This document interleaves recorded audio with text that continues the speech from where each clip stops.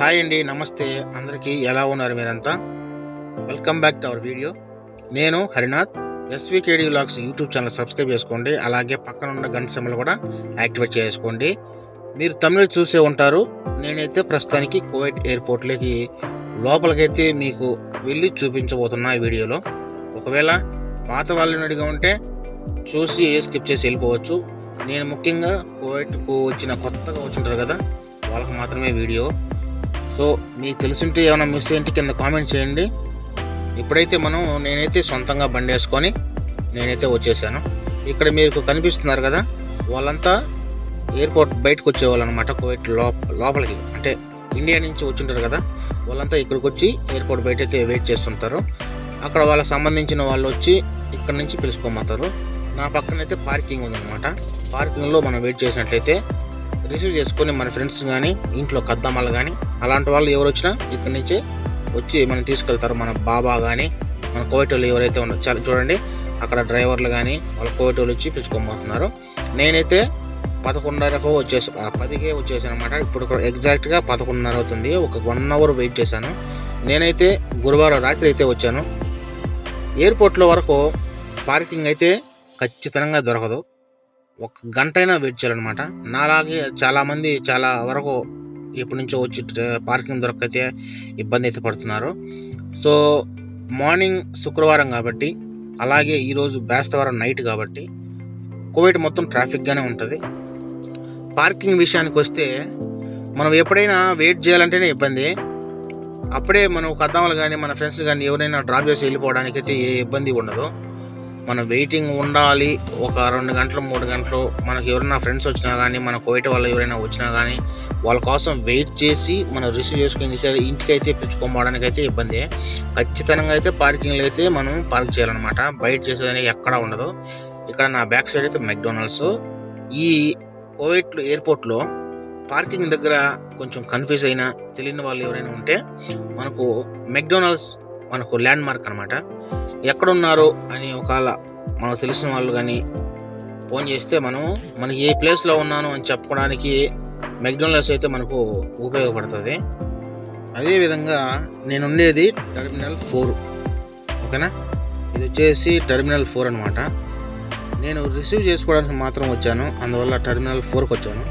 మనం ఎవరైనా డ్రాప్ చేయాలనుకుంటే టెర్మినల్ 1కు అంటే పైకి వెళ్ళాలన్నమాట. పైకి వెళ్ళి మనం డ్రాప్ చేసినట్టయితే వాళ్ళు వెళ్ళిపోతారు లోపలికి. ఇది వచ్చేసి నేను లోపలికైతే కువైట్ ఎయిర్పోర్ట్ లోపలికైతే వచ్చేసాను.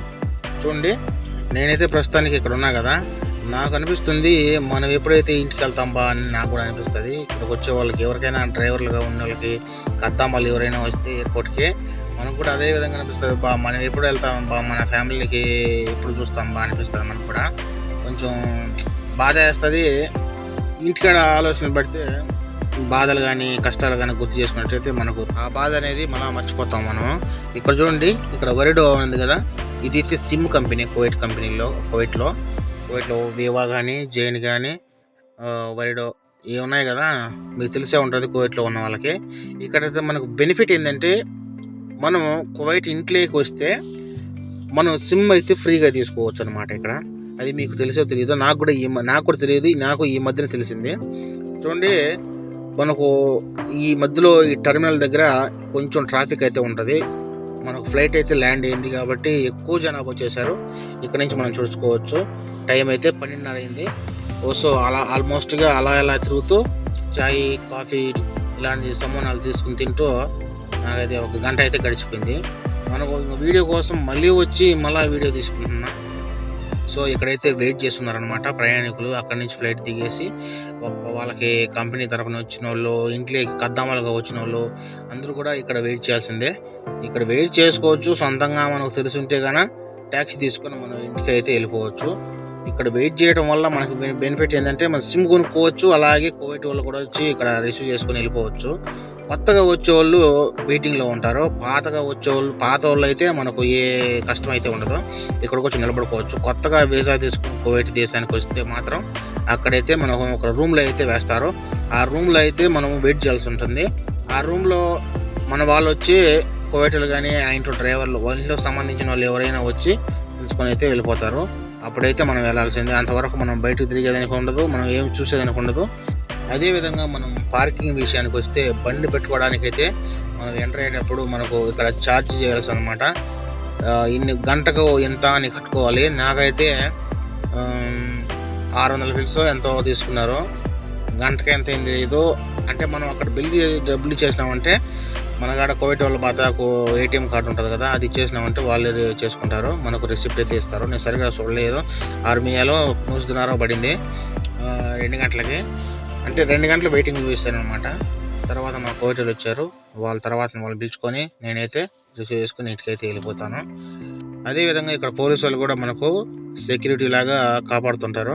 ఇక్కడ దారిలో ఎవరైనా పడిపోయినా లేకుండా ఏమైనా గొడవలు జరిగినా అంటే తెలుసు కదా మీకు ఎయిర్పోర్ట్లో ఎలా స్ట్రిక్ట్గా ఉంటారో పోలీసు వాళ్ళు. అంత లెక్కల ఇక్కడ ఈ దేశమైనా కాదు, ఎక్కడ ఏ దేశంలో అయినా ఎయిర్పోర్ట్లో వరకు కొంచెం స్ట్రిక్ట్గానే ఉంటారు. క్రమశిక్షణ అయితే ఉండాలి. చూడండి, welcome to the airport mall.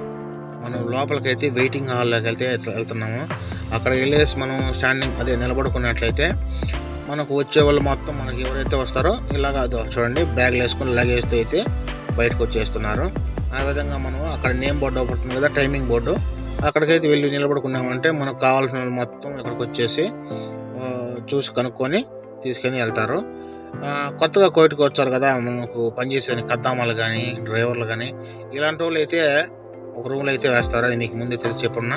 ఇక్కడైతే మనము మనీ కూడా ఎక్స్చేంజ్ చేసుకోవచ్చు, దినాలుగా కన్వర్ట్ చేసుకోవచ్చు.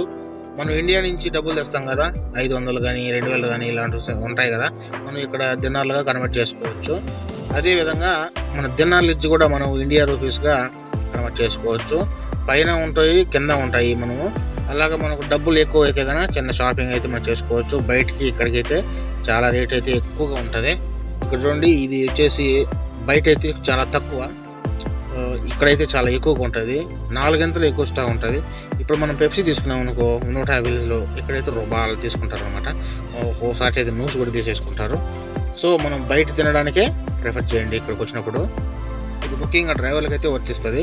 చూడండి, ఒక్కొక్కరుగా అయితే బయటకైతే వస్తున్నారు. లోపల పనులన్నీ పూర్తి చేసుకొని పాస్పోర్ట్ ఎంక్వైరీ కానీ, పాస్పోర్ట్ అదే సంబంధించిన టికెట్ కానీ, బతాకా గురించి కానీ ఎంక్వైరీలు పూర్తిగా అయిపోసుకొని లోపల పేపర్ల పనులన్నీ అయిపోసుకొని అయితే ఒక్కొక్కరుగా బయటకు వస్తున్నారు. ఎవరికి సంబంధించిన వాళ్ళు అయితే వాళ్ళని రిసీవ్ చేసుకొని హ్యాపీగా కలిసి వెళ్ళిపోతున్నారు అనమాట. ఇది వీడియో.